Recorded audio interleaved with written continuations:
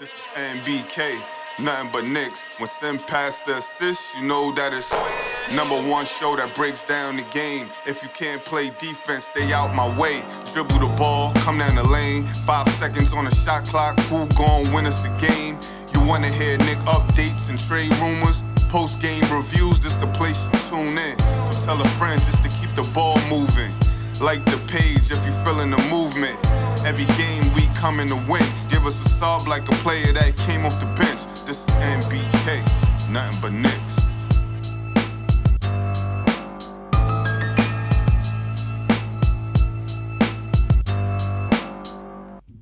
Knicks family, what's poppin'? It's your boy. And ladies and gentlemen, we finally did it. The New York Knicks finally did it.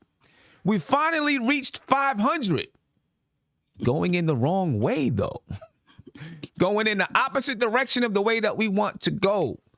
The Knicks just lost to the Chicago Bulls 119-115 in another close game with the Chicago Bulls, ladies and gentlemen. These two teams just have a habit of going down to the wire no matter who has a big lead. The Knicks started off trying to play some decent basketball the first half of the first quarter. I mean, it was 18-13 with 5 minutes and 9 seconds left in the first quarter. And from there, the Chicago Bulls go on a 19-6 run to give them an 18-point lead going into the second quarter. The Knicks were never able to get it back in that second quarter. It was tied. The second quarter was tied. It was 32-32 at the end of the second quarter. The Knicks go into half down 18 points. But then in the third quarter, ladies and gentlemen, the New York Knicks come out playing hard, playing defense, and hitting shots, knocking down threes. The Knicks win the third quarter 32-20 to set up another barn burner with the Chicago Bulls.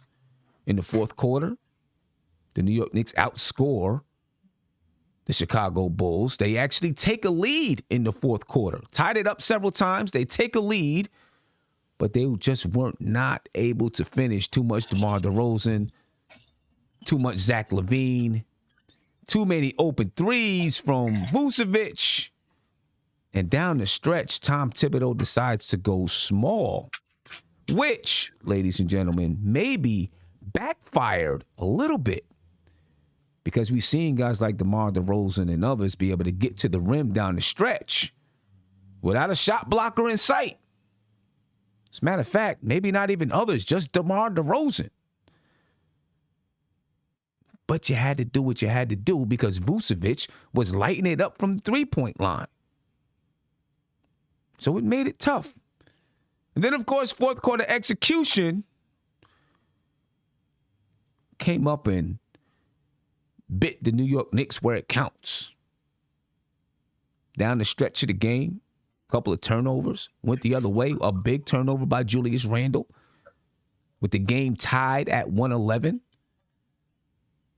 The Chicago Bulls come back the other way, score a bucket.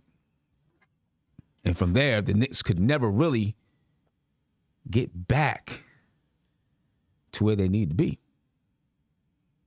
I don't know. Was it 111? I don't know. Maybe it wasn't 111. Maybe they weren't tied at 111. Maybe the score was something else when he turned the ball over. I don't remember. I think it was a tie game, though.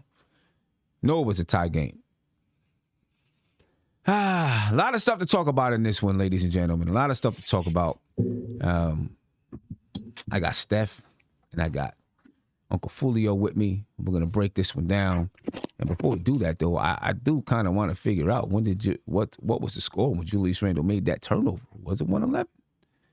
Yes. Julius Randle turns it over. It's 111 with 56.4 seconds left. And Randle turns it over for his 7th turnover of the night, ladies and gentlemen. That's the Caruso steal, right? That was the Caruso steal. So let's talk about this, ladies and gentlemen. There's a lot to unpack in this basketball game. A whole lot to unpack. So we're going to go ahead and get to it. Steph, how you feeling tonight after this one? I'm feeling pretty good. Salute to you and Josh and the chat. I'm still encouraged by the Knicks. I mean, listen, we came in shorthanded, and then on top of that, we lost Taj. So we're just now with Burks in the starting lineup trying to get chemistry, and then bam, RJ is out, Noel is out, Taj gets ejected. The Knicks fought, and they got back in this game. Down the stretch when it was time to close, we missed foul shots. We didn't hit timely shots. Rose had a 3 that could have helped us. Fournier missed a shot that could have helped us. I think when you're playing a team like Chicago, who has that chemistry, it's been playing well pretty much all season with each other, you pretty much have to be near perfect down the stretch, and the Knicks weren't. This is the second game where I thought Randall offensively, again, wasn't mistake-free, but I liked him offensively, being aggressive, moving quickly in the clock, looking to score, going north and south. That being said, those missed foul shots and those other, mistakes he made, he giveth and he taketh away. Let's just put it that way. Yeah. He does. He giveth and he taketh. I mean, we're not in this game without him. You look at his counting stats. We're not in this game without him, but that's the thing. We're not in the game without Julius Randle. But then, come down the stretch, maybe it was too much Julius Randle. And you got to find, I mean, we talked about this way early in the season. The ball doesn't have to go through Julius Randle every single time during the last 2 minutes of a close game. You know what I mean? You can spread it out some. You got Derrick Rose who can still score off the dribble. You got Alec Burks out there who's been able to score off the dribble. If you need to go that route, if you need to go off the dribble. Right. And you let them get a breather. Let them go a couple of possessions without getting a touch. That's okay. You know what I'm saying? Because maybe he gets a little bit of rest, and then when it's time for him to get a touch, maybe there's a different result. I don't know. But I don't think we have to go to him every single time down the stretch the last 2 minutes of the game. Let's see if we can get something else going someplace else. And if you can't, then you go to him. But we don't even try to get anything else going first. We just kind of, maybe run a little bit of a weave at the top of the key and then throw it to him in the mid post or something like that. And then, we don't clear out. Part of the reason that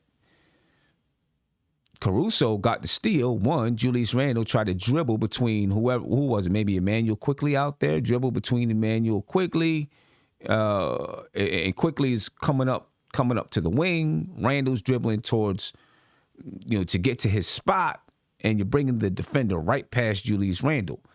You know what I mean? I mean, there's an easier way to do it. You can hold the ball and tell him to get out the way and then go get to your spot. You know what I mean?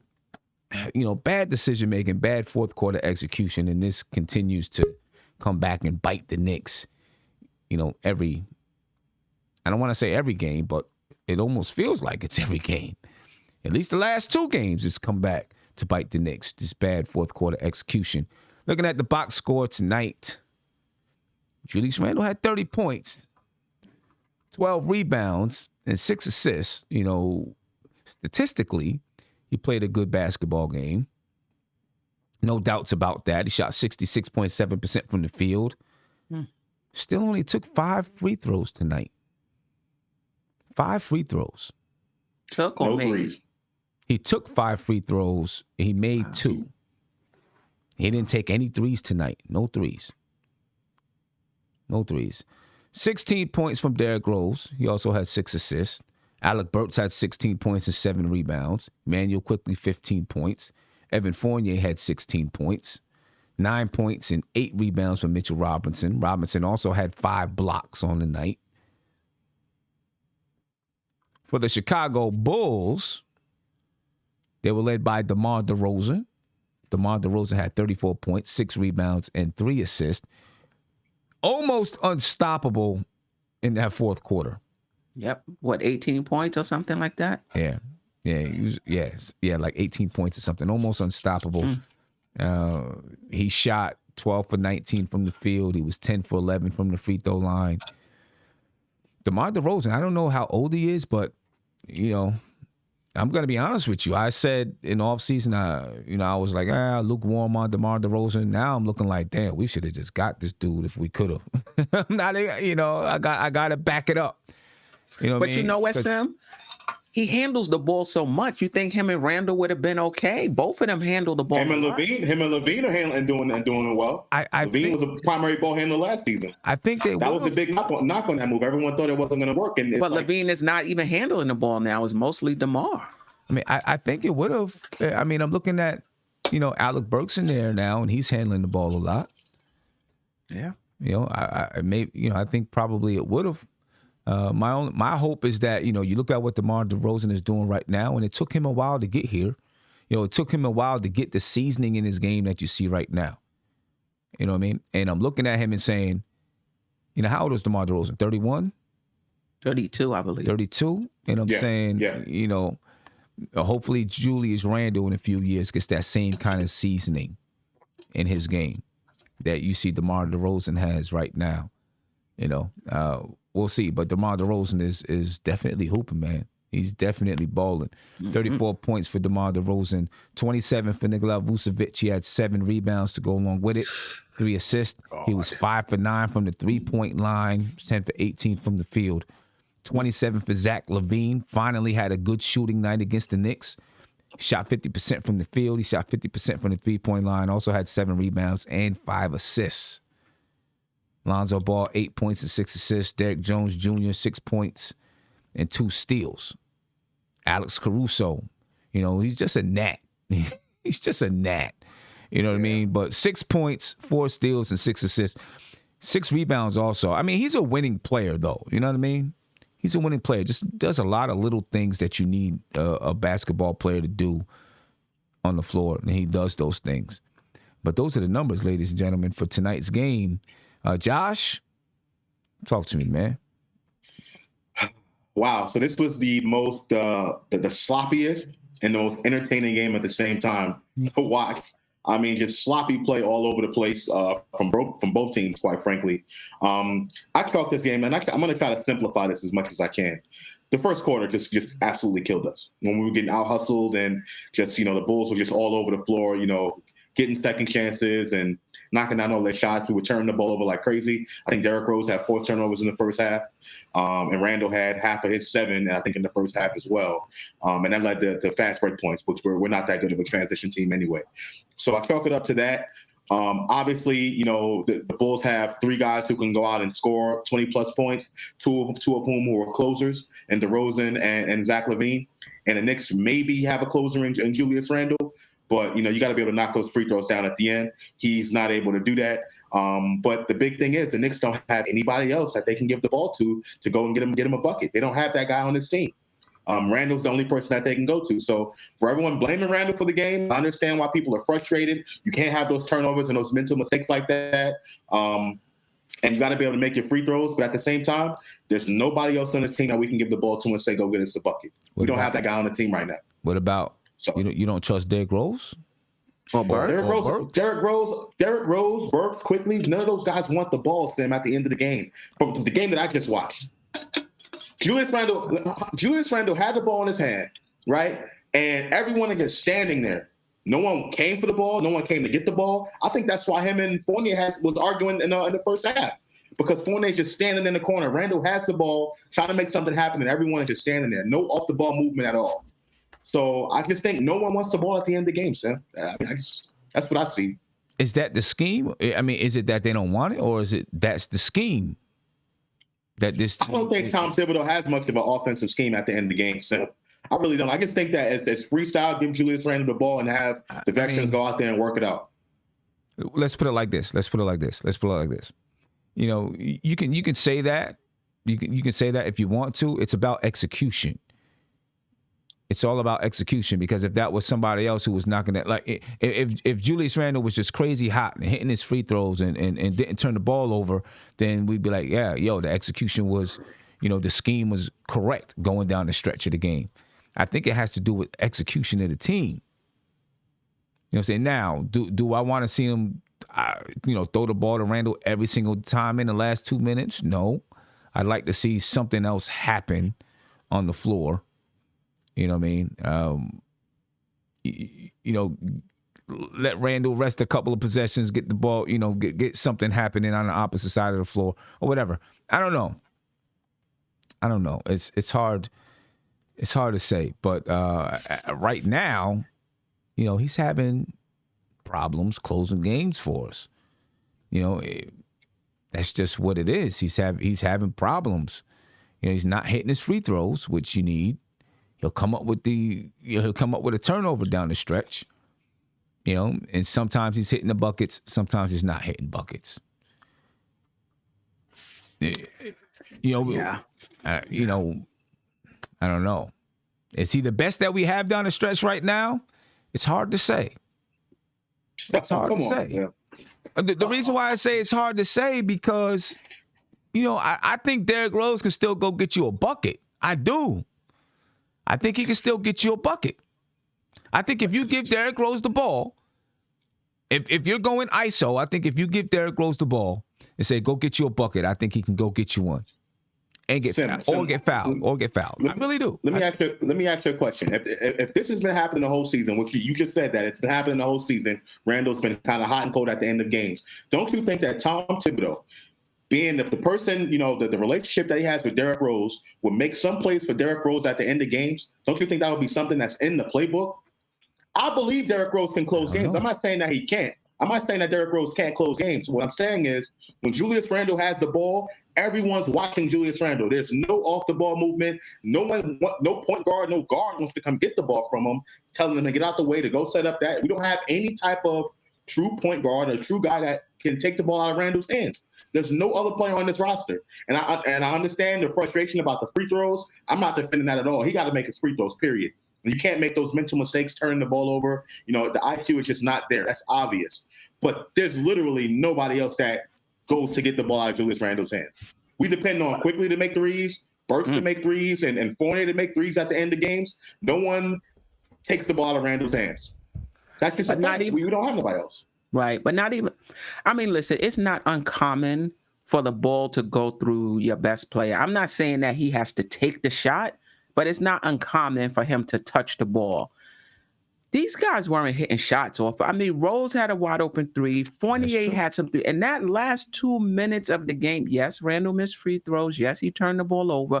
But these other guys miss shots as well. He draws a lot of attention, and he doesn't mind passing it out. These guys have to hit shots. I mean, there was multiple reasons why we lost the game. Randall, you know, you can point to him as well and the mistakes he's made, but he was the reason we were in the game also. Yeah, it's nice. It's tough. You know, it's a tough pill to swallow, but of course we were playing a good basketball team, right? The Chicago Bulls, I mean, the Knicks dropped down to the 10th seed in the Eastern Conference right now at 11-11. They're tied with the Philadelphia 76ers, but since the Knicks beat the Philadelphia 76ers, they're they have a tied record, but the Knicks have the 10th seed. The Chicago Bulls are 15-8, number 2 in the Eastern Conference. You know, so, you know, we played a good basketball team, got down 21, came back, played down the stretch, still need some better fourth quarter execution. But I do agree with you, Steph. I'm not entirely just like flabbergasted about this game. Flabbergasted about this game. You know what I mean? Because it was a well-played basketball game. Even though the Knicks' first quarter was terrible, it ended up being a well-played basketball game. The Knicks shot 51% from the field. They shot 34% from three, ended up shooting 34% from three. The Bulls shot 49% from the field, and they shot 38% from three. The Bulls also shot 95% from the free throw line, and the Knicks shot 81.5% from the free throw line. The Bulls had 46 rebounds, 45 for the Knicks, 24 assists for the Bulls, 19 for the New York Knicks. Both teams had 10 steals. Both teams had 8 blocks. The Knicks had 18 turnovers.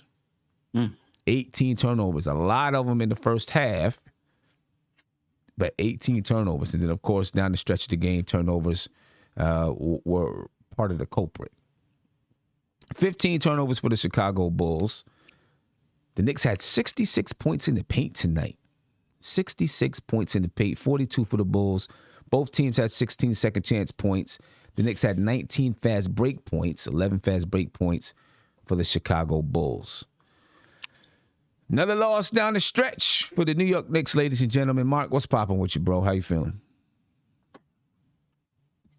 Another blunder, another loss. That's what happens when you're bringing up the ball when you're not supposed to and get stripped by Alex Caruso. He shouldn't have been the one to bring up the ball because he rushed into one of the defensive players while Caruso was right in his facility. And I was watching Caruso the whole time because when they inserted him back into the game, he caused havoc. He missed free throws. I'm just going to the end of the game because, yeah, it was a great game. But for us to be good, we have to finish games. And again, when you make mistakes like this and blunders and can't hit free throws, when you barely go to the line so much a game, this is what we get. But I digress. We played hard to come back in.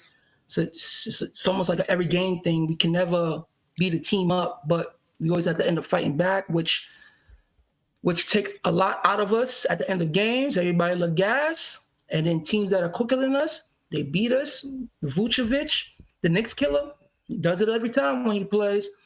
The Knicks was just dropping back on him. It was many of times. It's like they didn't want to move up on Vucevic. It's just It's not they. That was Mitch. Mitch, whoever was guarding him, it's just not. It's whoever was on the floor. He was hitting. He was dead wide open. You cannot have that. And it was play. They was running. It was out of time. They was running the same place over and over and over and getting the same place over and over again. And the Knicks did not adjust to that. But the defense was good from time to time. We play hard at the end, but again, the late blunders is just. These are the type of games that get me mad because, yeah, it's cool. We played hard, but we have to win games. And we have to win games against good teams to measure how good we really are. Right. But listen, let's keep in mind we was missing players too. That's true. Right? We were You got to keep that in mind. You got to keep that in mind. But you got to keep that in mind. But we were in the game. We could have won. Okay, everybody missing plays. Okay, we're still saying. Without Damian Lillard. Listen, you're right. But we played hard. But I'm not saying that. Hold up, Mark. Yeah. Hold up, Mark. Yeah. Right. Zach LaVine, the first two games, shot 18% from three, shot 38% from the field with R.J. Barrett guarding him. Tonight, he was 50% from the field and 50% from three. You know, is it because of R.J. Barrett? I don't know, but I bet you it was a factor. But it was, to me, it was DeRozan was hitting shot. I know that. No, you're not hearing what I'm saying. You're not hearing what I'm saying. You're not hearing what I'm saying. What I'm talking about. LaVine did, but he wasn't. You're not hearing what I'm saying. Those points counted, though, Mark. Those points counted. But Mark, hold up, Mark. You're not hearing what I'm saying. What I'm talking about is RJ not being there. When you talk about it, having an effect on the basketball game, it does have an effect on the basketball game because now it also took away from our bench, and of course other teams have the same issues. I'm not saying this is the sole reason. It was a close game that came down the stretch, regardless, but still it took away from our bench too. And the thing is too, the Bulls was small. The Bulls were small tonight. Just one of those games where it's just, you see it time after time, blunders. That's just, and when you watch it, it's like, yeah, people put up stats tonight, but get the win with the stats. Like, the stats. We also played the second best team in the Eastern Conference at this point. We played the second best team in the Eastern Conference. My thing was, it's a tough game. It's going to be a tough game. The way Randall was going, the way Randall was hot tonight, he should have never brought up the ball on that possession when he got the ball stripped from Caruso. You should have had one of the guards get the ball, meaning that Randall should have took himself down. He should have took himself down and told one of the guards to bring up the ball. Mark, that's not how he plays. He's been playing the same way all season. I agree with you. I understand something, But players have to adjust, man. I'm tired of that. Players have to adjust. You have to switch up your game sometimes. Mark, can I say something?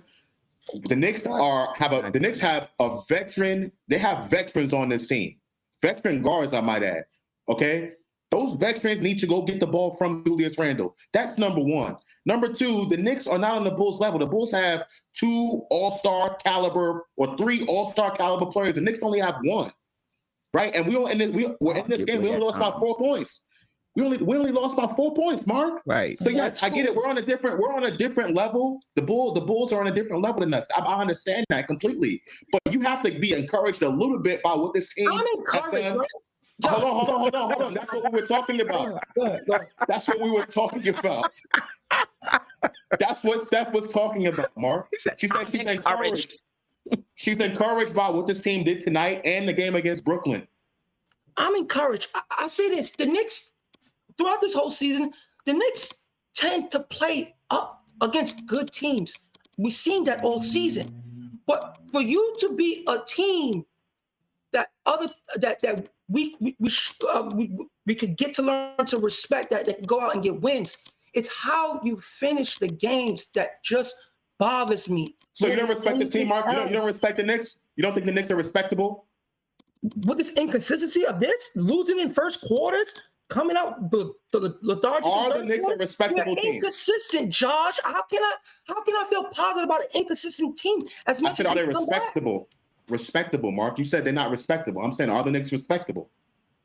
You have to respect them to an extent, but you can exploit them badly at times. Okay, fine. No problem. I mean, yeah, I agree with that. I think they're a respectable team, but yes, they can be exploited. Respectable and being exploited. Every team can be exploited for a weakness. You know what I mean? I also feel like basketball. I also feel like, and I'm gonna get to my man here, Cornerstone in a minute. I hope Cornerstone took his medicine so he's not coughing all over the mic and all of that, like he was doing in the game preview and all of that. But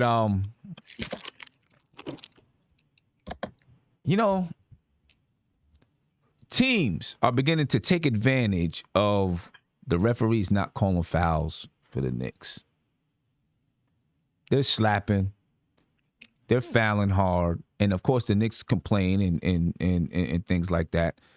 And maybe that's part of the reason why it seems like they're not getting calls, because they do a lot of complaining. Julius Randle does a lot of complaining, but teams are taking advantage of that. You know what I mean? And the Knicks get bumped and smacked and pushed and a lot of different things. And then on the other end, it's like we get a pity pat foul called against us. And teams are like, you know what? The refs ain't calling it. Take advantage of it. Knock them over. Do whatever it is that you got to do to get the advantage. And it's frustrating. The Knicks got to figure out how to play through it and learn to play through it and not complain at every missed call. Not complain if they don't get the foul that they think they're supposed to get, or if a foul goes against them, because it takes you out of the game mentally. You know what I mean? It's just something that the Knicks are going to have to deal with. And they just got to deal with it. But anyway, Cornerstone, man, what's up? Hey, salute to the panel, Steph, Josh, Mark. Good to see you, Mark. Haven't seen you in a while. Hello, Kevin. Salute to the chat. Honestly, I agree with a lot of what Josh is saying, but I also agree a lot with what Mark was saying about the inconsistency. It seemed like in that first quarter, we really got into our feelings once Taj got thrown out, and I think that our minds was just totally in the wrong place, because they reeled off so many points in that first quarter, and you knew that DeMar DeRozan was going to become efficient, somewhat throughout the game. I'm upset at Mitchell Robinson for letting Vucevic, whatever his name is, getting all those threes and twos whenever he was picked off. He was giving him too much room. I think we were really gassed when we came back, when we took the lead. I think we were gassed. But these referees also, we have to. The one thing I am seeing with this team is that they are really imposing their feelings towards these referees, and these referees, they're going to keep refereeing the game, and the quicker they understand that they're not going to get as many of these calls, I think the better off they'll be. But I agree with what Mark was saying about the inconsistency. I mean, we were saying it's like between the second and third quarters. When in this game, it was the first quarter. There's always one quarter that it seems like that where we just screw up, and it blows we either blows our whole game of winning or we win the game. So I don't know. This game really, I was upset at this game. I was upset. I was upset that we lost the game, and if it would have continued to go the way that it was going in the first quarter, then I would have been flabbergasted. Right? I see someone just asked me in the chat, 1975 Jamrock asked me, how could I not be flabbergasted? I'm not flabbergasted because Simmons keeping his cool, y'all. No, I'm not flabbergasted because the Knicks played a close game versus a good basketball team and lost. They did not execute down the stretch, right? But they played a good basketball team and played them down the stretch, had a chance to win the game within minutes of the game, had a chance to win. That's really what you can ask of a team. We hope that their execution gets better down the stretch. You know what I'm saying? So I'm not flabbergasted at the loss because I knew that it was going to be a close game and it could go either way. I would have been flabbergasted if the Knicks lost by 20. Then I would have been flabbergasted like, come on now. This is a team that we just had 2 tight games against, and then now you come out and lose by 20. Then I would have been flabbergasted. It's with me, that's a 50-50 thing. I probably would have been like, upset if they lost by 20, but I could understand that because of the team that you're going against that's high, that scores very well. You understand 20, but you can't understand 2? No. That's what I'm saying. That's what you how just said. we lose. It's a consistent thing. How we lose. I get that. I understand that's that. my gripe. Here's the thing. Here's the thing. Now, we played these guys 3 times already. All right. You would think that guys would know who, a guy like Caruso is. He loves to pick the pocket. He plays tough defense. So, when you have the ball and he's around you, you got to make sure that you're guarding the ball because he's going to pick you up. How many steals did Caruso get? 4.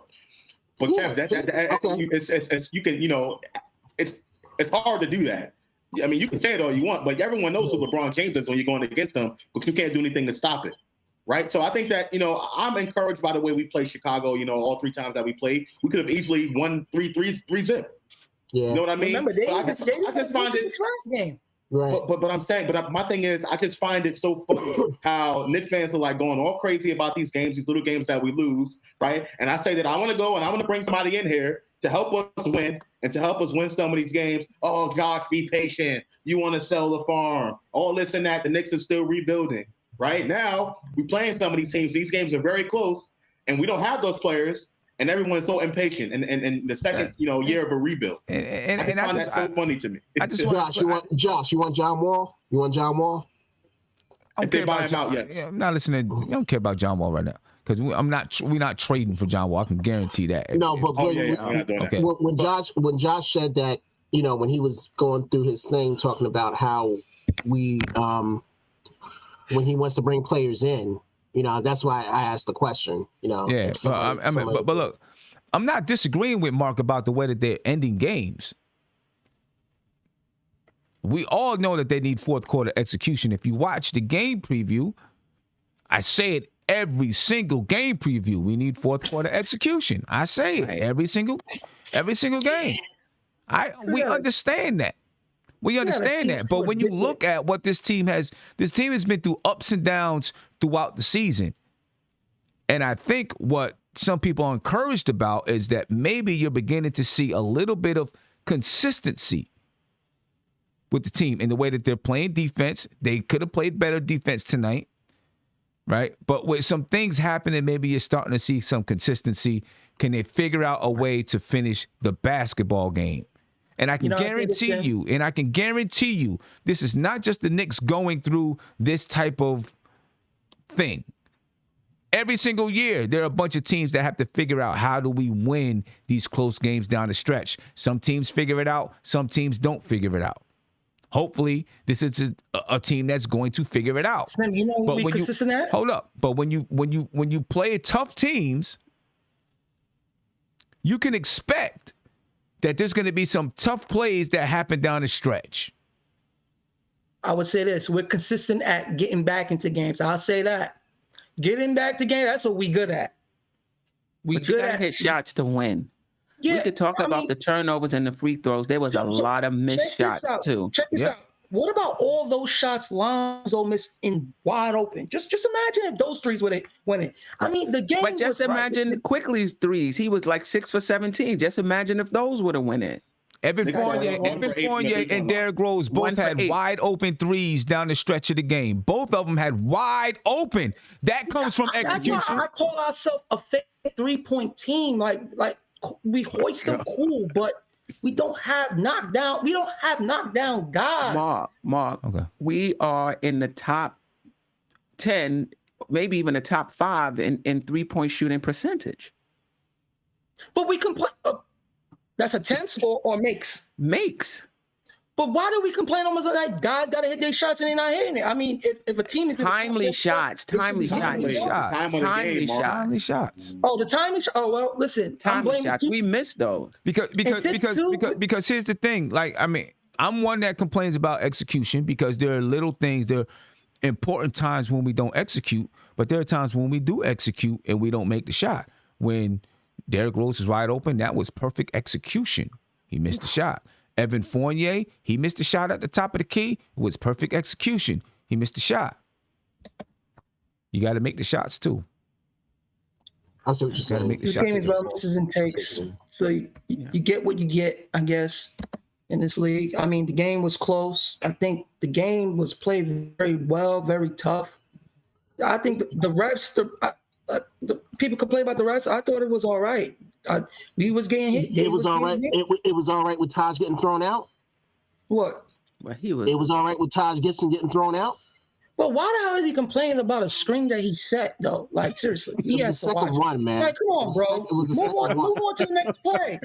That's on Taj. Taj been in the league for how long? Well, I think I think that I disagree with that one. We'll agree to disagree on that one. Was Scott Forster tonight too?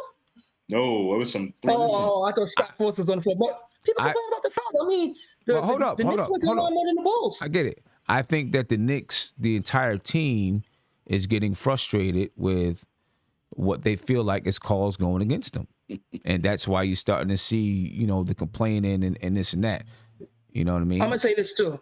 We have a lot of guys when they get to the rim. You have to watch them. They never go straight up. They always tend to double pump when they're going up. Refs do not give you that. AKA Carmelo Anthony. When we watch Carmelo, he should have had a lot of fouls, but what his problem was, he would always adjust while he's in the air. They're never going to give an offensive player the foul when they adjust while they're up in the air. They have to go straight up. And with Randall, he does a lot of adjusting. He could get to the line if he just goes straight up, but he does a lot of double clutching, and refs do not give you that. Everybody should know that. Refs. Sim, you as a coach, what you just said, Sim, what do you as a coach tell your team then? They got to keep playing through it. They can't control the referees and what the referees are going to call and not call. You got to keep playing. If you start complaining to the referees, it's not going to help your case. Right? They made the call. The only way that they're going to overturn the call is if it goes to the review. You just got to keep playing. Right? What I tell my players all the time, and I'll ask you, Kev, what's the most important play of the game? The most important play of every single game has the same play that's the most important. Every single game, every single basketball game that ever existed. Tell me what it is, Kev. Do. You don't know? You want me to tell you what it is? I'm giving you the Homer Simpson, Peter Griffin. Yeah, you want me to tell you what it is? Yes, what is The it? next play. Yeah, The next play is the most important play of the game. right. The next play. So you got to forget about the last play and just focus on the next play. That's always the most important play of the game. But how do you convince your team, especially it's like somebody like Randall? You know what I'm I saying? don't know. I don't know. You know, I mean, you see Tibbs on the corner every night yelling. So when people say he don't coach and not tell players what to do, I guess that man. I mean, you know, it's up to Tibbs. If Tibbs doesn't feel like the players are complaining too much, then he's not going to do anything about it. If Tibbs is out there it's up to arguing Tibbs. calls for them too. So it's up to Tibbs to figure out what he wants to do and how he wants to address. But the thing about it also is players like Rose and players like Burks, they're not as demonstrative as like a Randall or even an Evan Fournier or something. You know what I'm saying? They go to the next play. They're like, okay, you called the foul on me? Fine. All right, next play. I just want to make this last point. Because the Knicks were shorthanded, players had to play a lot of minutes, and they were visibly tired. And for them to put in that effort, they gave everything they had shorthanded. Mitch, was really, really tired.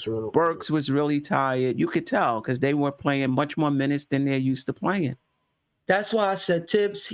This is why I was saying he has to go down line on the bench because it's Sims was out too, right? Yeah. Yes. Yep. Sims was out. It's just like you have other guys on the bench. He tried to put out Notch, cool, but throughout the season you have to dabble in your bench, man, because this Julius Randle playing 38 minutes, he can't do it because Sim when he gets down to fourth quarter, he's huffing and puffing, he's not getting the lift. And for him, you cannot have him out there like that. He might look like he's a locomotive, but no, his stamina, he gets gas. And Mitch, again, he's in his new body. He gets gas because, again, he's doing a lot of running around, a lot of flying around. So, bro, Tibbs have to go down on the bench. Mark, real quick, did you have a problem with the way Mitch was guarding Vucevic? At times. Well, he's a Nick killer, so I expect Vooch to kill us because he does it every time. But see, he was a Nick killer when we didn't have a center, when we really didn't have a legitimate center. Mitch kept going. Mitch kept dropping back. He just kept dropping back and just continued. He didn't understand what was happening. The plays that Chicago was running because they was running the same play. They were basically running a pick and pop. You know what I'm saying? And he was helping out. Running the same play over and over. I mean, I think his recovery was slow. That's what it is. That's right. That's what we're getting at. I don't think he was. That's what I'm saying. Hold on. I don't think he was confused. It's just recovery. He's helping out on the guard, and then he has a slow recovery getting back out to Vucevic. Let me get to a phone call here. Johnny Davis, thank you for the super chat. I appreciate you. 1975 Jam Rock. He said, how about the PNR with Rose when Vucevic guarded Randall? We'll get to that. I appreciate the super chat. We'll talk about that next. Let me get to this caller. Caller, you live. Tell me your name, where you from. Sim and Spree. Spree, what's popping with you, brother? How you feeling? Oh, man, I'm feeling just like you're feeling. Here's where I'm at with this team. Like Mark said, they can come back. But when it's a 1-point game, you're down 1, or we take the lead up 1, or we're down 3, that next possession, Sim, where you have to have that killer instinct to go over the top and suffocate them, how many times in that possession, because we were teetering the whole game, cutting it to 4, cutting it to 3, cutting it to 1, that next possession, how many times was it a turnover or was it an illegal screen set by Mitch or Randall? And we could argue the calls. I don't care about the refs. You got to make it so that either you sell calls to refs, and we don't have guys that sell calls to refs. That's another problem. But also, we also you just have to be fundamentally sound. Like, yes, Randall missed the free throws. Yes, the turnover, no doubt. Killers. You can't have that. I think it's harder to close as a big man. That's another problem, too. But Randall's, he's tired. He's played the whole game. He's got to make them. There's no doubt. your stars have to be stars. But I'm more concerned. Sim, what's frustrating to me about this team is, like, yes, they played. We could have beat the Nets. We could have beat the Bulls. But, like, to me, it's the little things that, like, I can't get over the hump with them. Like, I can't, like, they don't set the right screens. Like, it's fundamentals. It's just like I can't. They're wasting possessions on to not even give us a shot. I agree with you. A lot of those little things. I mean, those little things always add up, right? They add up throughout the game. Little things add up, and then next thing you know, the team has a 10, 12, 13-point lead because a lot of little things that you do. I was at my daughter's college game yesterday, right? And little things, a bad three taken. The game was tied. They take a bad three off of one pass shot. Didn't really need the three. And the other team comes down, knocks down a three. All of a sudden, it's a 3-point game. Now the opposing team is up 3. Down the end of the half, right? My daughter's team is up by a couple of points. 18 seconds left in the game. No shot clock. Well, not the game. 18 seconds left in the half. No shot clock. They rush down. They take a three instead of running the shot clock down and taking the last shot of the half. They take a three. They miss it. The ball comes back the other way. The other team goes to the basket and gets fouled. Right? And they knock down 2 free throws. They take the lead into the half, and they put a foul on, one of our players. Right? Little things like that make a big difference in the game. Now, my daughter's team ended up winning, but you give the other team chances, and those little things can build. It's going to bite us. It adds up. That's it. It adds up. You're just like the team you're mentioning right there. That's like us.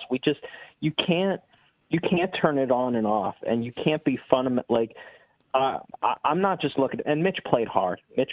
He gave effort. We had one big. I get the whole thing, but like those little things, the screens, by Randall, or just like literally some of those turnovers. Rose had some bad ones. It was all quickly. Toppin there was a play, Sim, where Toppin literally made an unbelievable steal, and then he turns it right over like rushing.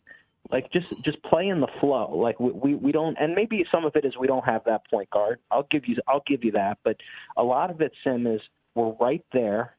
We just can't get over the hump. We're good at comebacks, and Fournier turns. One thing I've learned about Fournier, he turns it on and off.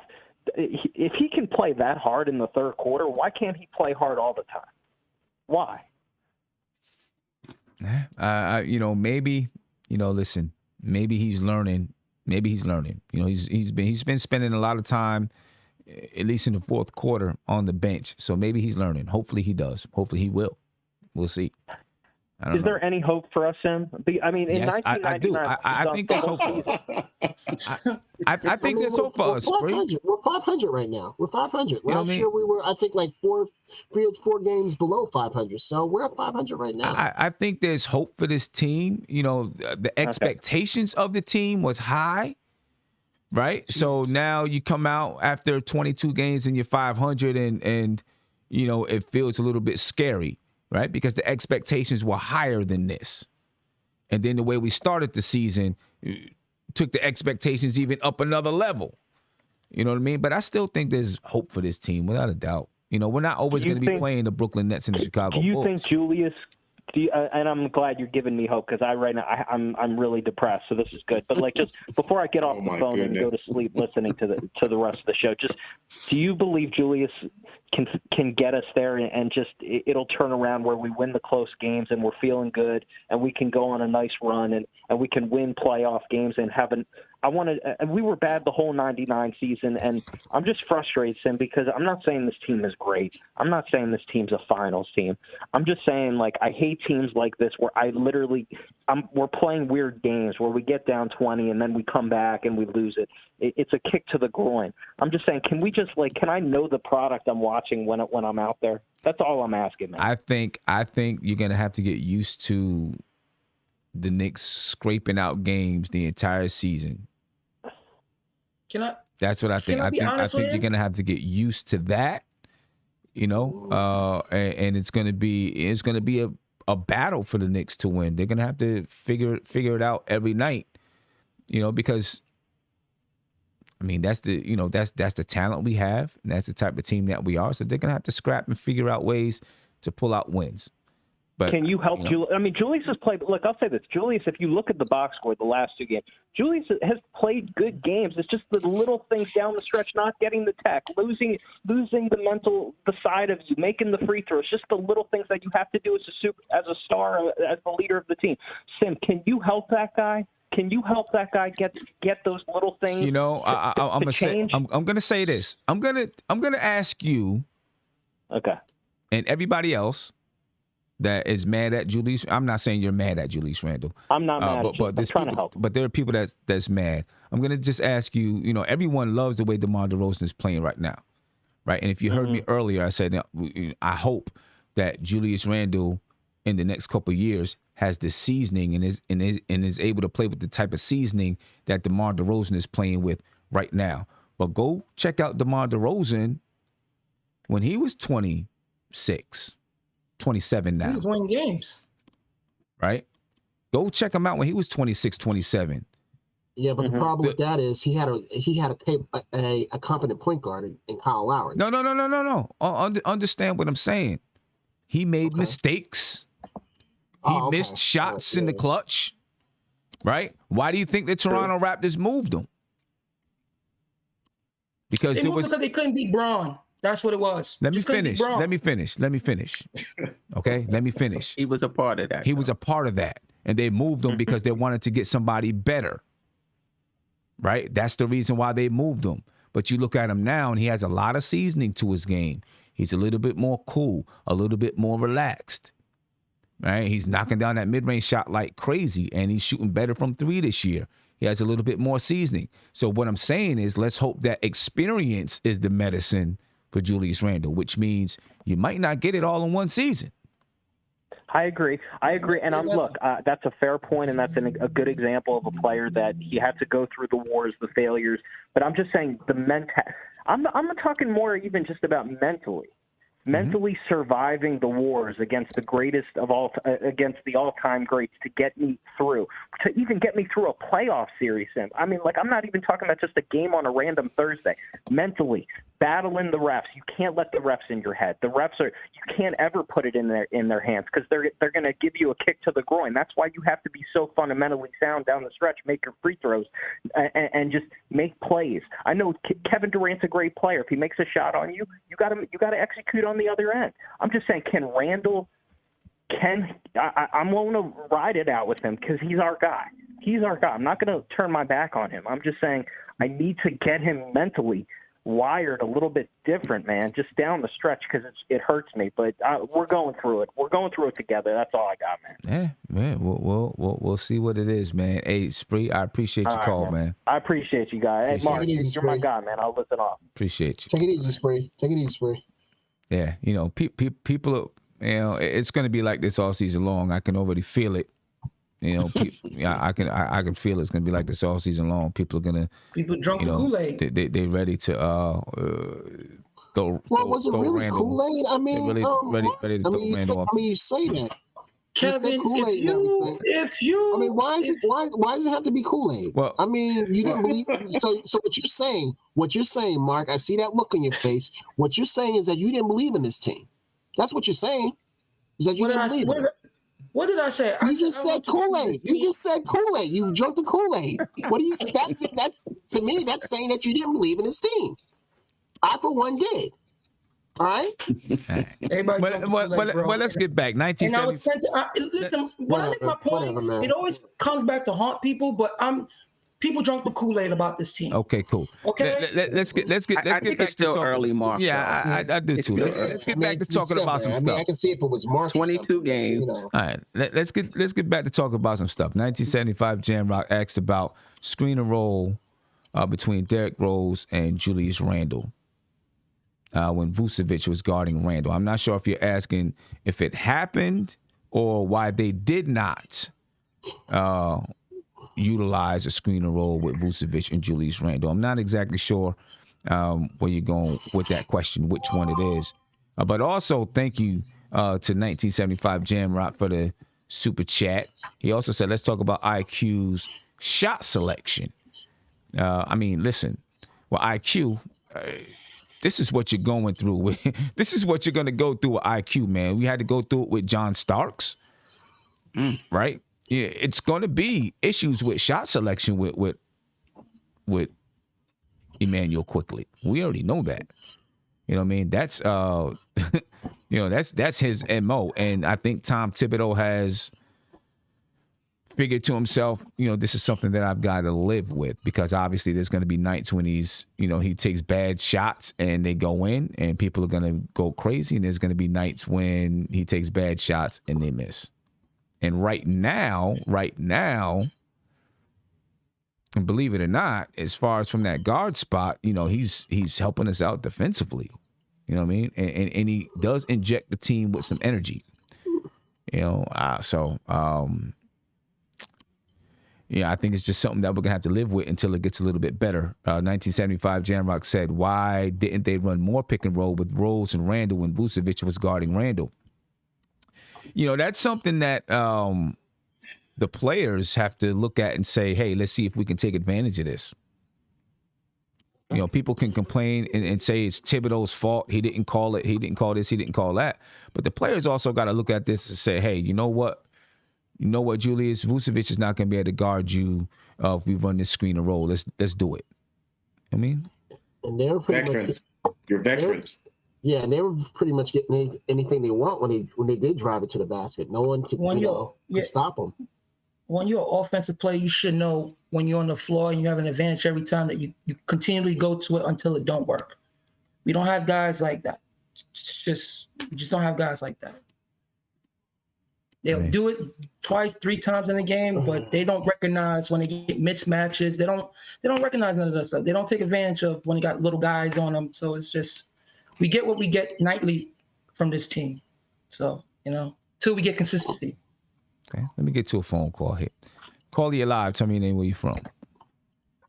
Yo, what's good? It's Savvy. How y'all doing, Knicks family? Savvy, what's going on with you, bro? Hey, what's up, Savvy? You send me a resume? What's up, man? Oh, boy, that one hurt. That one really hurt, didn't it? Lordy Lord. I want to say that I'm proud that we were able to make the comeback push that we did. But as soon as you get to a point in time where every play is critical, when you're trying to swing that lead back in your favor, that's where we really start to fall apart, son. That's where all of the faults and deficiencies of this team really show, okay? And I want people to keep in mind that we were missing guys tonight. We really needed Taj tonight, okay? But Taj took himself out the game. It seemed, So Taj took himself out the game. No, I disagree. I think that exactly. I think that referee was too much into his feelings. That's all. If you're demonstrative like that, you're gonna get thrown out. Taj still took himself out the game. Okay? Because I mean, yeah, it's worth getting upset about. But we're already on bad terms with the officials, and he's a veteran. And we got a lot more game to play after that. You know what I'm saying? If that was the fourth quarter, I would agree with you fully. But that was too early in the game for you to be like so demonstrative and get yourself took out the game like that. My thing is, whenever we are within reach of reclaiming the lead after being down for so long, we don't know how to control the pace of the offense or in transition. And we start to lose the ball. How many turnovers came unforced when we were making critical pushes towards the basket, trying to secure the lead and keep it? It seemed like several. We did a good job on DeRozan in the first half, and then we kind of let him get off in the second half. Okay? Julius Randle, it didn't surprise me that he missed those free throws because I expect that from Julius lately. You know what I mean? Like I've seen it enough times. That's not what surprises me. What really bothers me is the way that people get these butterfingers with this basketball in the most critical, important moments of the game. And Derrick Rose tried to help. He tried to stop it. You know what I mean? He gave us buckets when we needed it down the stretch. But it wasn't enough because when you turn the ball over the way we did, you got to get back on defense and play damn near perfect defense in order to not foul and to stop the transition push that comes from us turning the ball over the way we did. Okay? And God bless IQ. The kid gets the ball, and we're so desperate for a three that he just takes this horrible shot, and we all knew that wasn't going in. I think the problem is we don't have a go-to floor general, okay? And I don't know what we can do about that. Nothing. If we can do something before the All-Star break to fix that, I'm all for it. Even if we come out with one less offensive option, because we need someone to defer to every time it's time to bring the ball up the floor in the clutch when we're within 1 point up, 1 point down, and the clock is ticking, and we need to secure our position down the stretch. Because it is just so pathetic to see sometimes that people don't know what to do. They're like, I'm going to try this. It doesn't work. Okay, now you try something. Now you try something. Now you try something. There needs to be more of a plan. Well, that's my thing. Yeah, I mean, you don't know if there's a plan in the lot. You know, listen, from what we all hear, each player gets a book for each game as far as what the plan is, you know, what the scouting report is, what the plan is in each game. Is it the correct plan? I don't know. Are they executing the plan? I don't know, because we're not privy to that information. All we know is that the execution of whatever we're trying to do is not working most of the time. There are times when it does work, you know, and just because the execution works doesn't always mean it's going to result in a win. But there are times when the execution does work. When you turn the ball over, normally that means that the execution didn't work, or you just didn't execute correctly. And I do agree, though, down the stretch, we are missing that cool-headed floor general. And you see, that's when it really rears its ugly head, is down the stretch. You know, just that cool-headed person that can, you know, okay, we got this. Slow down. Let's get what we want.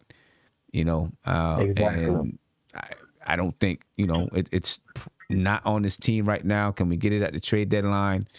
I don't know. One play that stood out to me, right, is that Fournier played better defense tonight than usual, right? Uh-huh. But Lonzo was missing all his open threes. But then there was that one open three, right, that Fournier was about to close out, and then he gave up. And then Lonzo took the shot, and he drained it. And I was like, you see, like, maybe he's tired. Maybe he thought to himself, he's missed every single one. Let me go ahead and let him shoot it. But moments like that make a difference. Moments like when Obi Toppin is driving, and you know Obi's my guy. You know what I'm saying? So it takes a lot for me to call out Obi. But when he's driving the ball and he's going too fast for himself and he loses it, I'm like, yo, like, yeah, well, you know, he's young, but damn, I get it, but we needed that one. But that's also, you know, a young guy, you know, getting that experience in the league. It's exactly. You know, I mean, and there was IQ was on a break going up against, I think it was Lonzo, and normally he sidesteps. I thought he was going to sidestep and reverse it. when he tries to go straight up against them, it's going to happen with young guys out there. But Savvy, hey, I appreciate your call, man. Let me see who else wants to get in on this. It's always a pleasure. Y'all take it. Appreciate it, bro. Before we get to another appreciate call, you. ladies and gentlemen, let's hear Tom Thibodeau. Talk about his thoughts in tonight's game. See what he says. Coach, starting with that third quarter, remarkable turnaround there. But what did you see there, and then how frustrating is it to not then be able to close this one out? Yeah, it's we started slowly, long game, fought our way out. Third quarter, I thought, got us going. We had a good shot at the end, and we fell short. The last 2 minutes of this game, basically played 4 guards in Randall. We're shorthanded tonight. What was your decision process in terms of what you wanted to do? Well, we were searching to try to find a group that could get us going. So, I thought we got really good minutes out of Mitch in the second half. And then I thought going small, they were small. So, they spread you out pretty good. And, DeRozan and Levine and Vucevic they put a lot of pressure on you. So you have to scramble. And, I thought we fought hard, but, again, we fell short. And, the thing that probably hurt us more than anything were the turnovers. And going back to the first quarter, though, on a night when you don't have Noel and you lose Taj like that, and clearly there was some frustration there that we could see. How difficult is it to have that happen so early in the game? Yeah, it's unfortunate.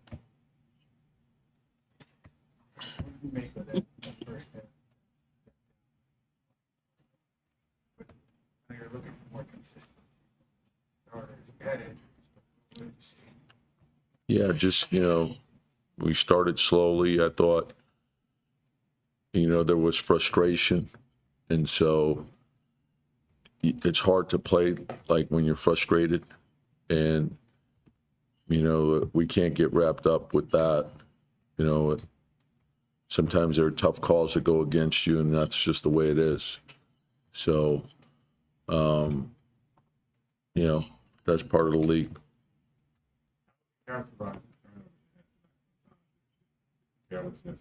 Yeah. No, I think you're hitting on it. So, you usually you try to analyze your turnovers, and they usually fall into one or two categories. Usually it's maybe too much one-on-one, or you're trying to risky pass. And so sometimes I think the intentions are good because we're in a hole and we're trying to get out. And we have to understand that we have to do that together, So I thought the second half was much better. We dug ourselves a big hole, and we expended a lot of energy to try to get out of that hole. Hustling, yeah.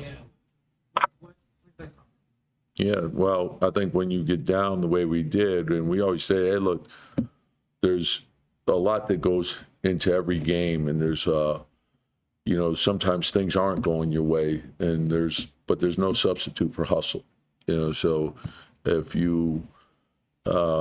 if something doesn't have to be perfect, but if you're hustling, usually good things will happen. Your energy gets going, all of a sudden you make a hustle play, people get into the team, and you get a couple of easy buckets, and all of a sudden now you got rhythm and everything changes.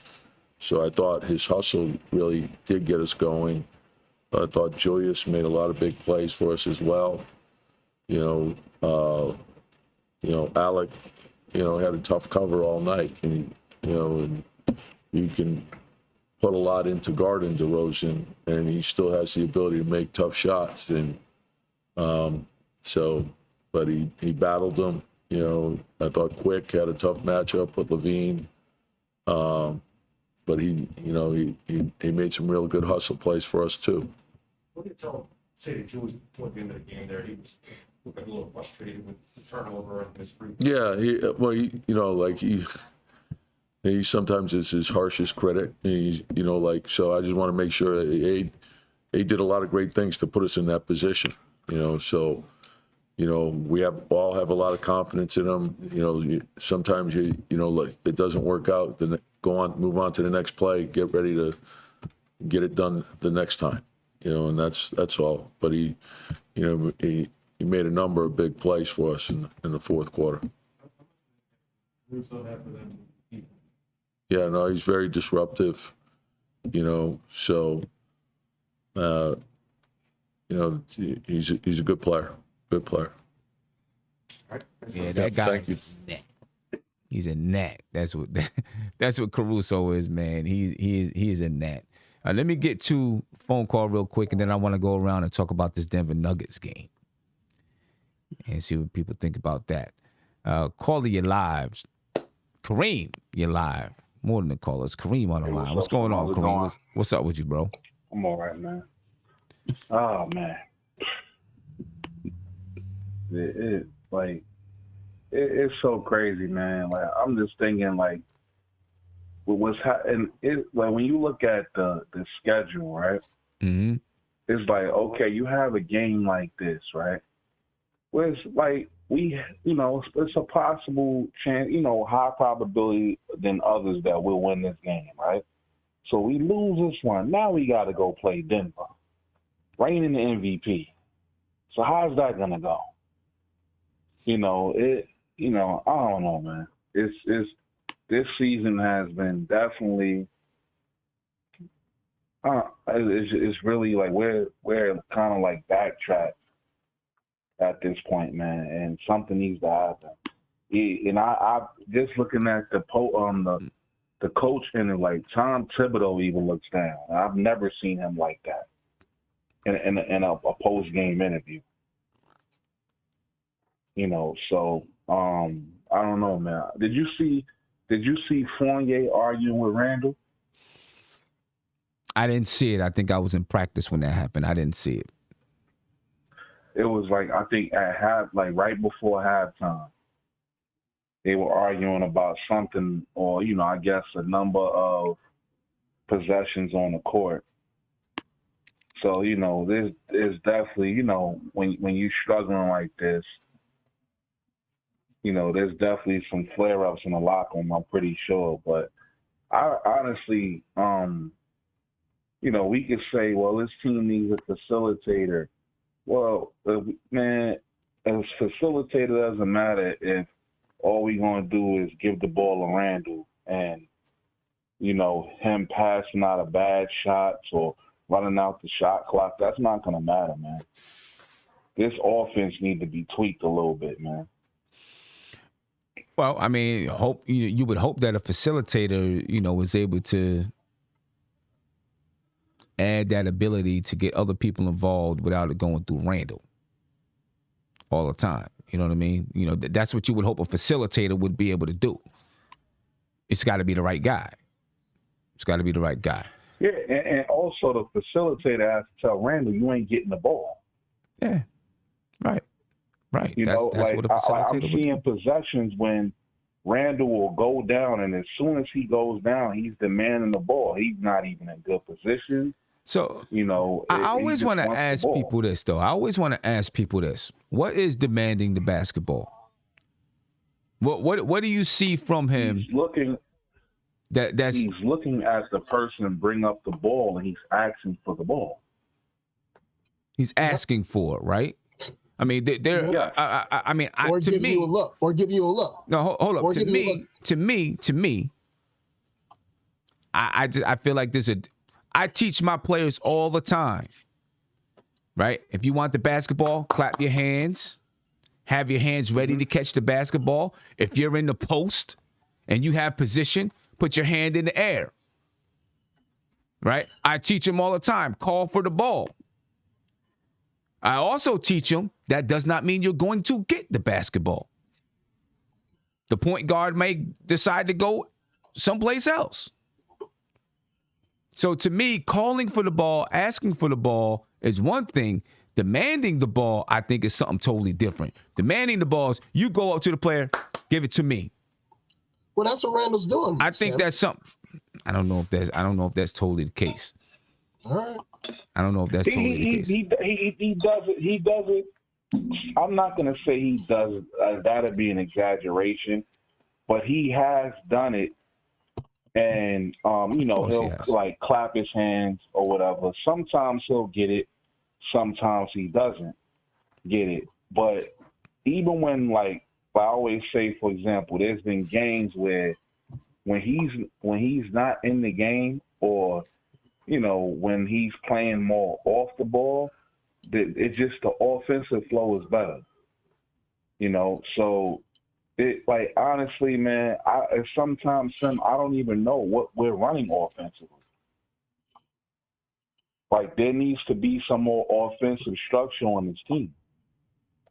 It does. At times, it's just give him the ball and then he'll pass out of a bad shot, or it may not even be Randall. It's other players at times where they run the shot clock out. They're passing the ball back and forth at the top. It's just really like the offense. I don't get it sometimes. I don't. All right. I can agree with that. Sim, I agree with Kareem. When Randall's on the floor, 95% of the time, he is bringing the ball up and trying to initiate. When he is off the floor, you see a little bit more structure with everyone touching the ball. All right. So I agree with what Kareem is saying. He's got a point. Okay. And here's what it is too. Kareem, can I jump in there? When you look at us. Yeah, let me jump in here. You know what I want to happen? Yeah. You know what I want to happen? Yeah.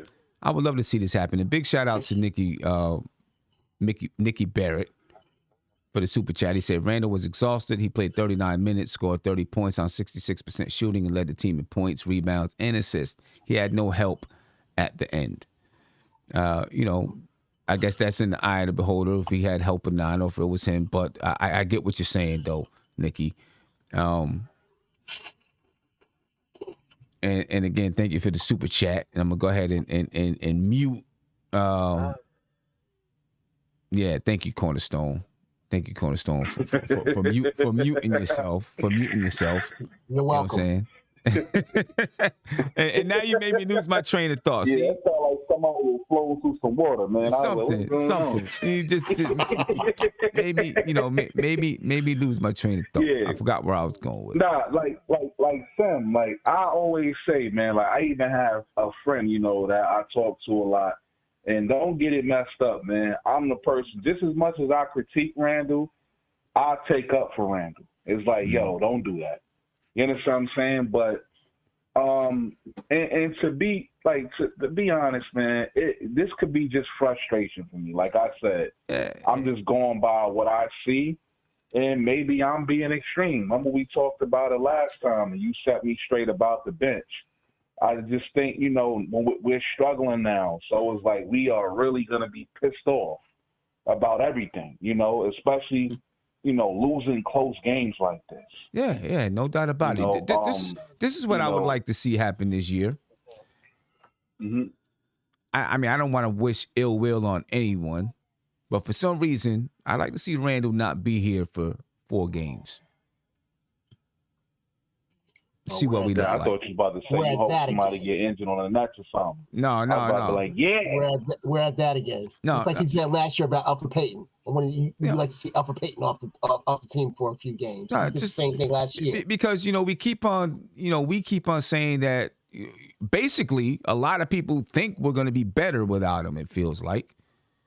Right, which I don't believe that. I don't think that's true. So I would like to see. I would like to see what we look like without him out there, and not for one game.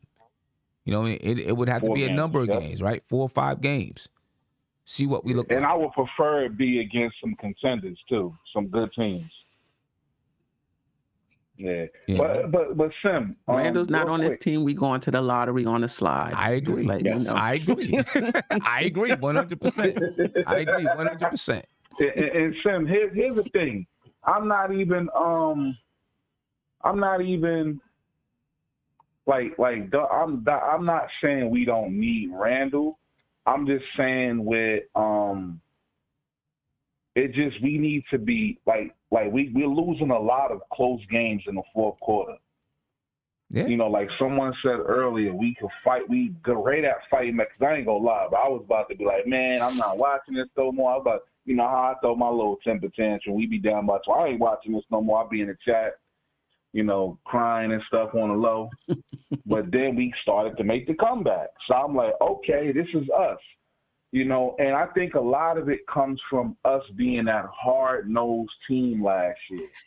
And I know I miss it. You know, of course, we got different personnel, you know, but I'll finish off by saying this. I will honestly admit, I don't really know what we need. You know, I'm not no GM. I'm not a coach.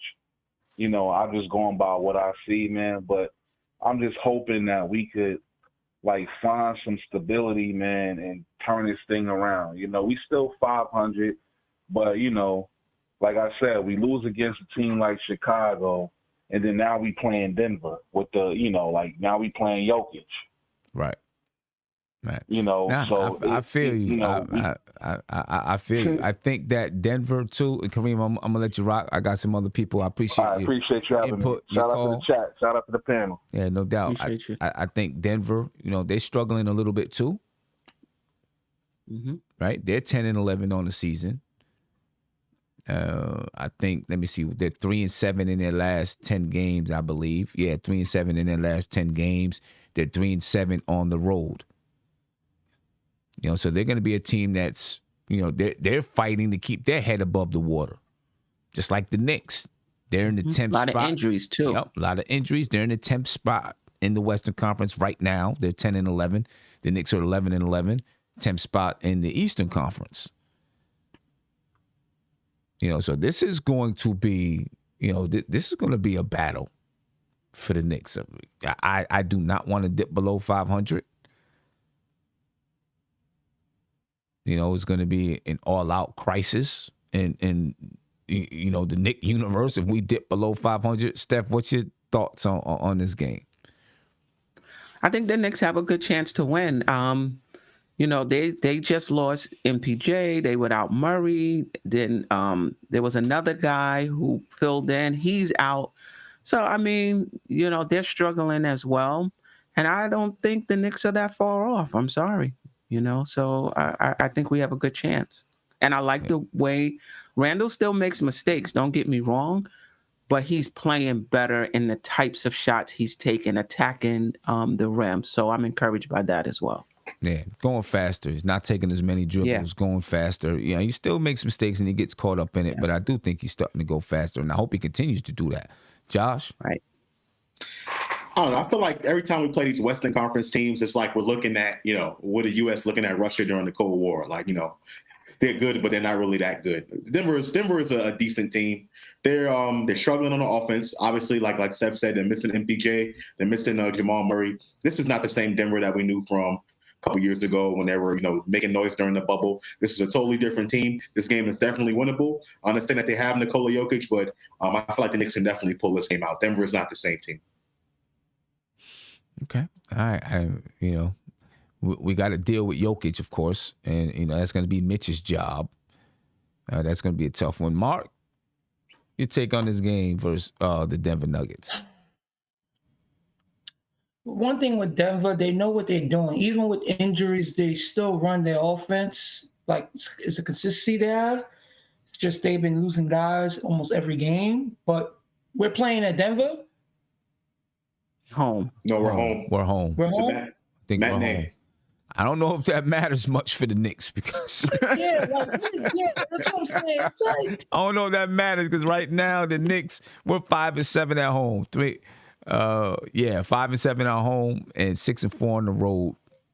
I'm gonna just say this: if Jokic dominates the game, we're not just scoring but passing and stuff like that, it's gonna be a long night. I'm just restless of tonight. I got the Knicks winning tomorrow. Whatever. When is it? Saturday, right? Saturday at 1 p.m. Saturday at 1 p.m. I want to trust this team, but hey, we lost to Orlando. What makes it not we could lose to Denver. So but the Knicks can win Saturday. I mean, when is the last time we beat Denver? We haven't been. When is the last time we never beat Denver? We only play them twice a year. Twice a year. When Last is the last time we beat them? Denver was 2018. Wow. 2018. Wow. Okay. Yeah, we lost the last 5 matchups against Denver. Okay. That's more confidence for us going in Saturday. Congratulations, guys. But it's just I just want to see a winning streak so I could, get a little more pep in my step about this team. I mean, players on to play good again, but we got to finish games. We got to close out games. We got to use our head more than, Of course, the issue is, than anything else. The issue is we're playing high caliber teams, man. We're in a stretch where we're really playing some high caliber teams, and so it's what's the next 2 games after Denver? It's tough to put together a winning streak when you're playing high caliber teams, unless you are, just a great team, and the Knicks are not a great team. They have a chance. I think they have a chance to be good, but they're not a great team. San Antonio and Indiana. Yep. San Antonio, Indiana, then Toronto. San Antonio's on a surge right now, and who else? San Antonio, Indiana, and then Toronto. We could beat Indiana again. They're just like all three of those games are winnable. Those are all winnable games. They all on the road though. Yeah, but the thing with the Spurs, they play smart. They're a smart basketball team. As much as people are not paying attention to them. Teams that are smart, I always give them the edge because they're just smart. So again, they're surging. They're playing hard. Like I said, I got to see when the Knicks start winning games. I start feeling a little more confident. Who is surging? The Spurs in their play, not the games that they're winning, but where they're playing. Oh, okay, because they're 3-7 in the last. And 10 they have games. They have a consistent offense that they have discipline in what they do. Yeah, well, it ain't working. Sam, can I just want to say something real quick, and this is, in general about what we're talking about. I'm not going to be long. I don't want to say vent, but I want to vent just a little bit. Go ahead, man. Go ahead. Do your thing. So give them a single screen. Yeah, no, please don't. I'm giving them a single screen. So here's the deal. I think everyone's panicking. I still think people are overreacting for this whole thing. But, now it's funny to me. The Knicks are in rebuild mode. The Knicks are a 500 team right now. I just think that everyone's upset that we're not better than what we are. I think everyone's upset that we're not on that next level of elite teams in the Eastern Conference. We're just not there yet. But I think we are a competitive team. I think we are competing in the Eastern Conference, and I think that's perfectly fine, right? But when it comes time to go out and get players to make our team better, the same energy that everyone has right now about the Knicks should be this, the Knicks should be that, please have that same energy when it comes time for us to go get these players. Because right now it just seems like the front office completely butchered the point guard situation in the offseason, completely butchered it, right? And it's not catastrophic. That's why I'm still optimistic. The Knicks have a bunch of flexibility within the cap and all that. You know what I mean? But this team right now is still a rebuilding team. They're still getting better. So I just hope everyone just understands that it's going to take time for the Knicks to get to that next level. We got to bring some more players in here. Point blank and period. The Knicks are not going to win every game. I understand people are disappointed. The Knicks are not consistent. Mark, right? I know me and you wanted DeMar DeRozan. I remember us having an argument on several shows that we both wanted DeMar DeRozan, and people were like, "No, I don't want DeRozan. The Knicks are fine just the way they are. We don't need anybody." Now look. So, but you know what, too, Sam? I'm not upset of where we are because I told people even before the 20-game mark where we are. This is where we are. I knew when we was counting how many games we would lose and win, we're exactly what I said where we are. I'm not upset at that. It's just how we lose games. But we are where we are, a rebuilding team trying to figure it out. I'm not surprised where the Knicks is at. But, you lose games for a reason. You lose games because you're the team that made the most mistakes. So so like when you say, I kind of feel like we were going to be here, that means you felt like they were probably going to have trouble losing down the stretch. Yeah, I've said it plenty of times. I mean, but what I'm saying is, you say you don't like the way that they're losing, but you I don't like how they probably presented- expected that they were going to have Yeah. some of these troubles, because these are troubles of a team that don't know how to play together. And now they got another change in the lineup. You know, It's just, you know, let's see if they're like still the last doing two- it. Let's see if they're still doing it in February and March. well, listen, February and Then we March, got a problem. right? February and March, we could like really be bad before those months even come. If we don't, you know, get We can also be pretty. We also can We be could good. also be good. Oh yeah, too. But yeah, again, I mean, we're they're 500 shows, teams, so it could go either way, I guess, right? Because let's put it like this: if we beat Denver on Saturday, and then we're looking and saying, okay, if we beat Denver and we're 12-11, and then we have a chance in beating San Antonio, Indiana, and Toronto. And if you hit that kind of a streak, all of a sudden 12-11, you win those 3 games, all of a sudden you're 15-11. So There's a check chance. this. There's a chance. There's a chance. That Denver game, right, is how I felt about that Houston game. We better win at Denver. Because again, we need to feel at least good, we need to win one. And if we're gonna lose one, okay. But we have to win Saturday. Well, because Denver's we at can't, home. Denver's at Huh? home. That game. Denver's at home. It's We don't ever win there. We don't ever win there, man. It's hard to win there. Yeah. Well, let's listen. Everybody's favorite villain. Let's listen to him. This is Julius Randle. Look, Mark's stressing out already. You got the same hairdo. What you stressing for? Oh, listen, man. I was trying to get my hair done today, man. Turnovers were bad the first half. I had 7. I had way too many. And just defensive communication. Like Vooch is a really tough cover because he's a 7-footer that, you know, pops. And then they have 2 very dynamic guards who can really score the ball. So, you know, it makes it tough. But our communication, our effort and fight, just multiple efforts was a lot better in the second half. Defensively, you know, you guys had a chance to win this one, but you also don't have all the same goals that you're used to having down the stretch. What kind of pressure does it put on your defense in the late game scenario when you're playing with 4 guards and you? It's tough. We've known last year and this year the strength of our team is our depth. So I had a couple guys out, which makes it tough. You know, guys who play big roles on our team. So it's tough, but I mean, we're right there. I know Coach probably has said it, but we're right there as far as breaking through. We just gotta keep at it, and we gotta get our defense in line consistently for 48 minutes.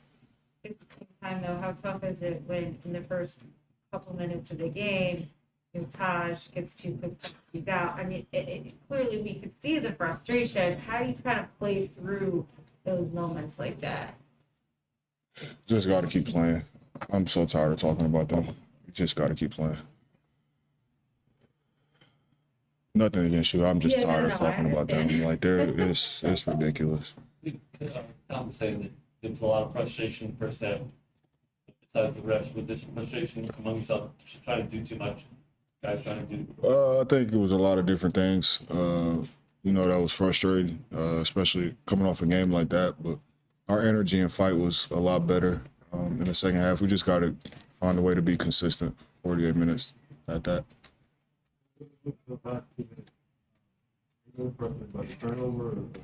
I think I had a big turnover those last 2 minutes. Caruso got his hand on the ball, and they got a transition dunk or free throws out of that or something like that. So I put that one on me for sure. But and honestly, we had a chance to win. We still had a chance to win the game. We came down, executed. We got great looks. We still had a chance to win the game. It's just, you know, this league's miss and makes. And I think Zach hit a couple big shots down the stretch. DeMar did. So it's a miss and make league. I feel like we executed pretty well other than my turnover. But remember at the beginning of the year, you talked about this year. There was like you and Evan were talking going into the half and saying, or going into the locker room. Is that like how has that role been for you? Where have you been? I just saw something, and the biggest thing is communication. Like, I can't let things stay in and be frustrated. Like, I gotta, talk to my teammates. And I think the biggest thing is, like, you saw that interaction, and, it looks like we're arguing or whatever it was, but like, we went to the locker room, we like, yo, we talk it out, and we say regardless, at the end of the day, like, we got each other's back and we in this together. So I think that's important. You can have differences and you can communicate and talk and say what you see out there on the court. But at the end of the day, we got to know that we riding with each other regardless. And, I think that was very clear communication between us, between all of us. Is it on the offensive side or the defensive side? It was rebounding. It was just about rebounding. Yep. The third quarter is a good sign that you and Evan come back in the third quarter and basically carry the team. I mean, yeah, that's what it's about. Like, came in the locker room, like, yo, we got to do better. We got to communicate. We got to do this, whatever it is. Like, we talk the problems out, but we grown men at the end of the day. Like, it's never personal. We all just want to win. That's what all this whole thing is about, is just winning games. So, communicate, move on, and play hard and play for each other. Right. On both sides. What was going on? Going well for me, he said. For Evan. I mean, Ev was just Ev. Like, he finds space. He's great at finding space. What I loved about what he did in the third quarter is he really competed on the defensive end. Like, I think he had like 4 steals or something for the game, but his activity was really good on the defensive end in his fight. And I think that naturally got him going on the offensive end. Sometimes it's the little things, rebounding, pushing the ball, like whatever it is, running the floor, that gets you going, and that's really what got him going. But he's been playing well.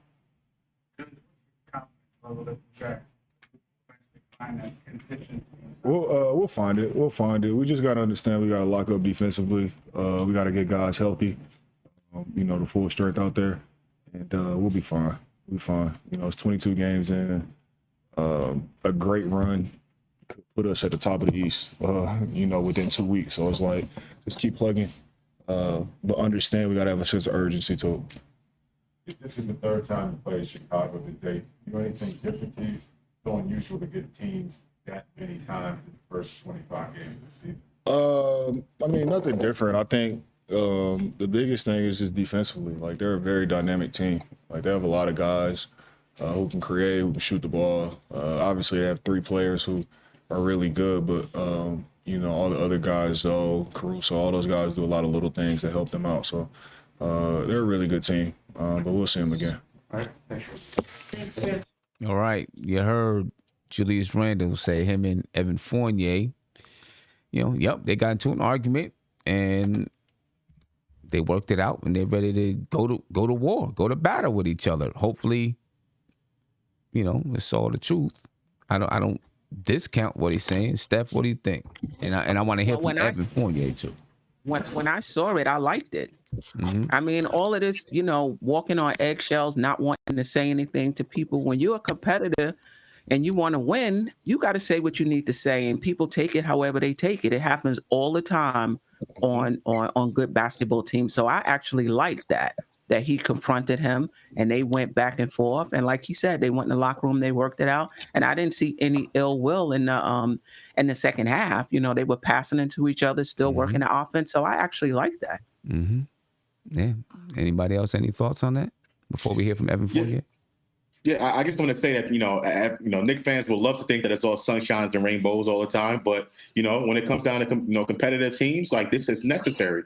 But this is absolutely necessary for good teams. I liked it. I like the fact that they showed it, that they're, that they're fighting, that they're hungry, that they want, better for the team. And I think this has been brewing for a long time. I'm glad that it finally came to a head a little bit. We got to see a little bit of it, and hopefully it can get better. And, even Randall said, I forgot when it was, I was surprised that he's a shy person. So, that just tells me that he's taking ownership and he's not holding it in, and he's seeing it and he's speaking on it right then and there. Yeah. Hey, those 2 guys are going to be key parts of the team, and they got to work it out however they work it out. You know what I mean? And sometimes teammates going to argue. If you ever been part of a team, it's going to happen. ain't no way that you're gonna have a team and everybody, works out perfectly. Now, do they have something against each other where they just can't get along and their personalities don't mix? Maybe that's yet to be seen, because I'm pretty sure, them. I can feel it that them two, don't have a natural chemistry, and they got to work on it. But let me tell you something. One of my best friends ever, me and him was at a basketball court, just me and him, and we were 2 inches from coming to blows. 2 inches from coming to blows. Arguing. We seen each other in school, got into an argument in school. And then one day we was at the court. Somebody picked us up on the same team. We played together. And after that day we played together, we became best friends and we was inseparable for like 3 years.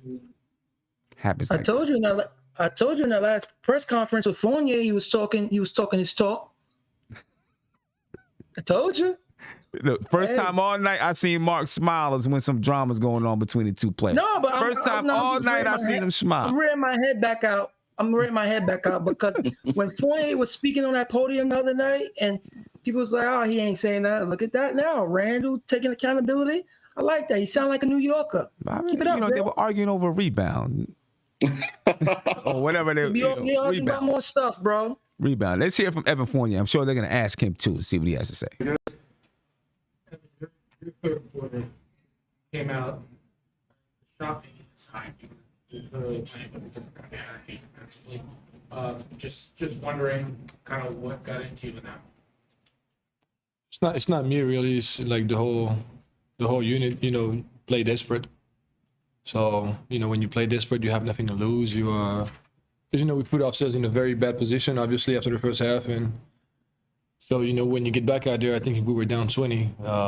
If you don't give everything at that moment, it's pretty much game over. So just trying to do the best I can, on defense, on offense, and playing loose and free.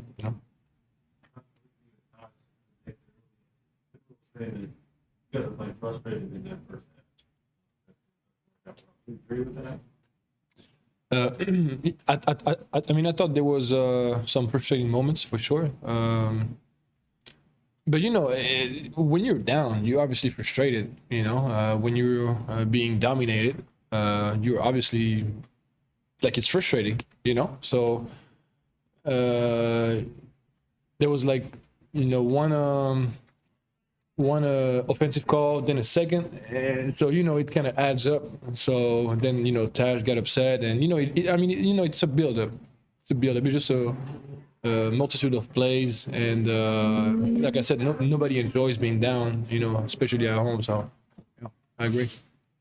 What were they doing early on then?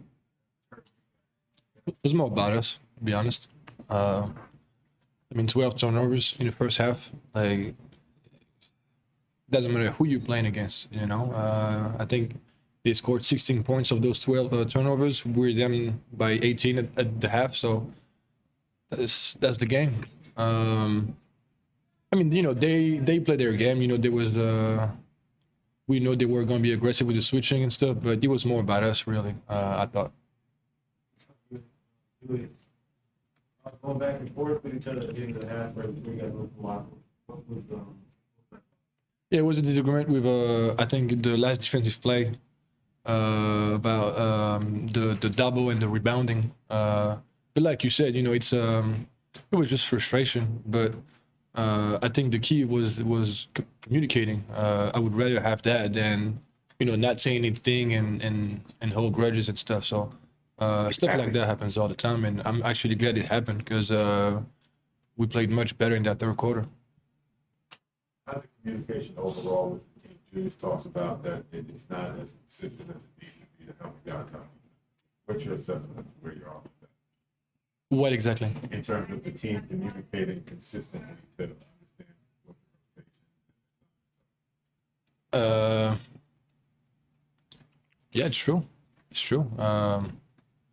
We didn't go, a good job with the veers when Vuce passed back to the three.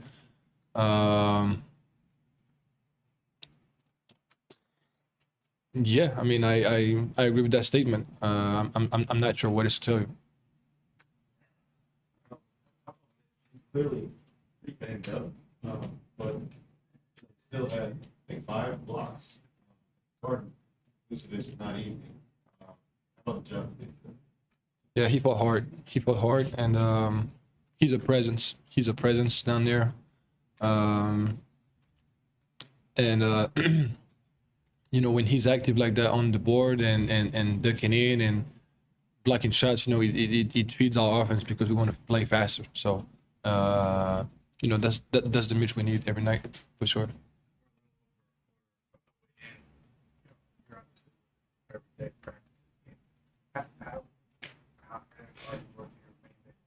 Will eventually find that consistency where you're not hurting yourself like you did in the first half. Playing the way you want to play consistently night in and night out. How confident am I? Yeah. Well, I'm confident that no matter what, we're gonna try to figure it out. That's for sure. You know, no one is gonna stop trying. I mean, that's the least I can say. There's really nothing else to say. You know, we have practice tomorrow. We have to get better. We have to learn from the mistakes we've made today, especially on the pick and pop and pick and rolls and the rotations, and just go from there. That's it. All right, ladies and gentlemen, that was Evan Fournier. And of course, if you want to see more Knicks videos, make sure you subscribe to the Knicks channel on YouTube. You can check out interviews and different types of highlights and all that kind of stuff that the New York Knicks put out. So make sure you check that out as soon as possible. Right. There you have it, ladies and gentlemen. You know, something to watch for, though. You know, if Julius Randle and Evan Fournier can get on the same page, I want to go back and look at it and see exactly what they were arguing about, what the play was, you know, and see if they can get on the same page. I know. I want to give a shout out to, let me get it up here real quick. 1975 Jan Rock, thank you for the super chat. He said, someone needs to hold Julius Randle accountable for poor decisions. You're right. Who's going to do it? That's the question. And I'm not talking about Tom Thibodeau. Which player is going to do it? Like Fournier, he ain't backing down. He's got to do it. He's got to do it. But anyway, we'll see. I'm going to get up out of here. Man, we'll do a shoot around tomorrow. Pretty sure we have some more people that want to have some jump in on the conversation. If I didn't get a chance to get to your call tonight, I apologize. Hit me up tomorrow when we do the shoot around because we're going to talk some more about it. And I'm pretty sure we'll have some stuff from Tom Thibodeau and the guys to talk about too. Any last words, Steph? I'm encouraged by the Knicks team. By what I saw with the Nets, by what I saw tonight, they do need to clean up down the stretch. The Knicks play hard, and they were without, like I said, some key pieces to their starters and the bench, and they lost by 4. So I'm encouraged by that.